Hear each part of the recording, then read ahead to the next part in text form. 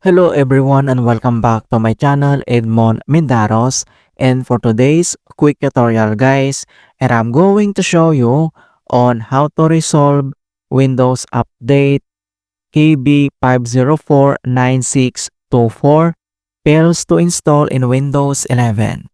So this error usually relate to system configurations issues, corrupted files, or update process conflicts.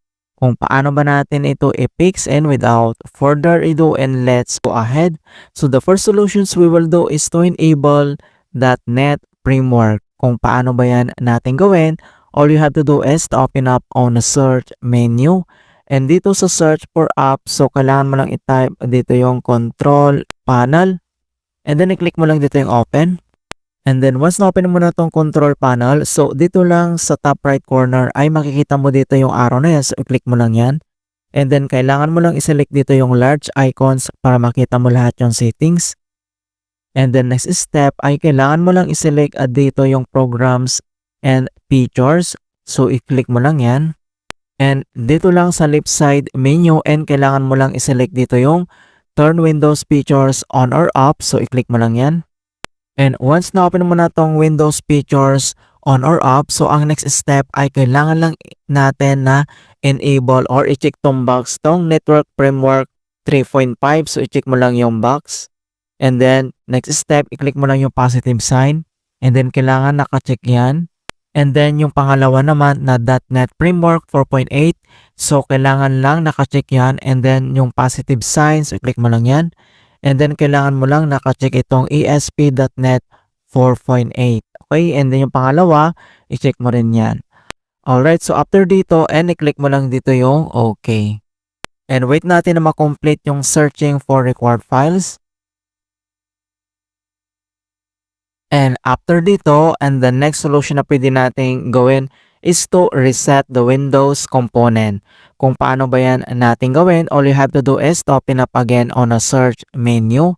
And dito sa search for app, so kailangan mo lang i-type dito yung CMD, or ito yung tinatawag na command prompt, and then kailangan mo lang mag-right click and select mo lang dito yung run as administrator.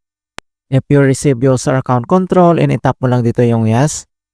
And once na-open mo na itong administrator command prompt, ang next step ay kailangan lang i-enter dito yung command keyword na ipconfig //DNS. So just type this command keyword ipconfig //DNS. That is one word, and press enter. And successfully flush the DNS resolver cache. And the next command keyword na kailangan natin i-enter ay type mo lang dito yung command keyword na NATSH /wnsec reset. So just type this command keyword NATSH /wnsec reset and press mo lang yung enter. And successfully reset the wnsec catalog, and then you must restart the computer in order to complete the reset. So close lang natin tong CMD, at dito lang si start menu, and kailangan mo lang mag-restart. Alright, so if the error still persists, and the next solution na pwede natin gawin is to repair corrupted system files.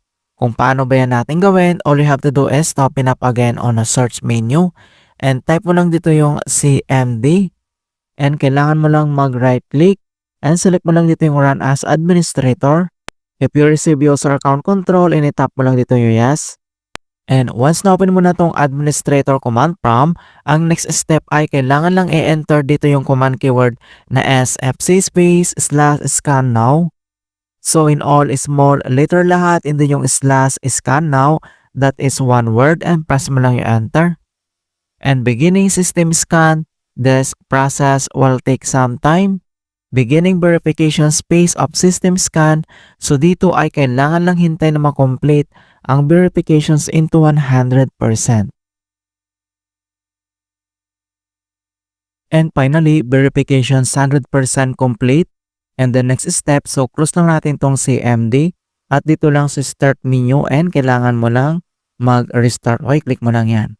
Alright, so ganoon lang po kasimple on how to fix Windows Update KB5049624 fails to install in Windows 11. And please don't forget to like this video and subscribe to my channel for more quality content. Thank you guys and see you in my next tutorial.